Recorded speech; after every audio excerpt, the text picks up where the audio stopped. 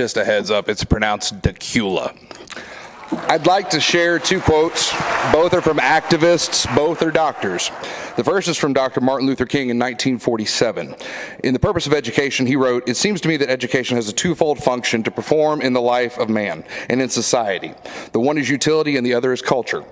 To think incisively and to think for oneself is very difficult. We are prone to our mental life to become invaded by legions of half-truth, prejudice, and propaganda. At this point, I often wonder whether or not education is fulfilling its purpose. A great majority of the so-called educated people do not think logically or scientifically. Even the press, the classroom, the platform, and the pulpit, in many instances, do not give us objective and unbiased truth. To save man from the morass of propaganda, in my opinion, is one of the chief aims of education. Education must enable one to sift and weigh evidence, to discern the true from the false, the real from the unreal, and the facts from the fiction. We must remember that intelligence is not enough. Intelligence plus character, that is the goal of true education.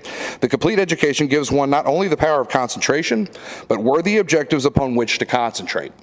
That's powerful stuff. The second quote comes from the Benjamin Dixon Show on February 10th of this year. "We all know that education is powerful, and this is really the foundation of our nation. It's when we provide a balanced education for our children that we can change our nation. We can change the trajectory of the world, and so when you look at the education system, then you say, well, what can we do to now change how our children think so that we can use it in a way for indoctrination or for power control?" Indoctrination or for power control. Thank you for finally being honest and transparent with your words and intentions, Chairwoman Johnson. I've been told too many times elections have consequences. You are not supposed to address an individual member of the actions board. have You can turn his mic too. off. Thank you for your actions. Gwinnett has now secured nonpartisan school board elections. Thanks to your actions and propaganda, a parent bill of rights and a bill providing promised scholarship funds are working its way through the General Assembly. Dr. Watts, thanks to your inaction, You cannot introduce, turn his mic off. He is addressing an individual member of the board, myself and Dr. Watts.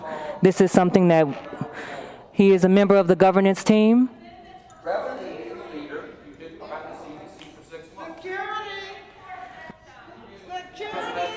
Part of our board norms is that we will not and cannot let misbehavior have a negative impact on the important work that we as a governance body have.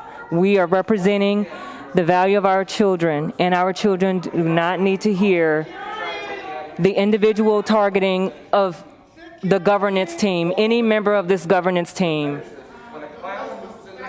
Please remove him. Please remove him from the room, please. He is violating the board.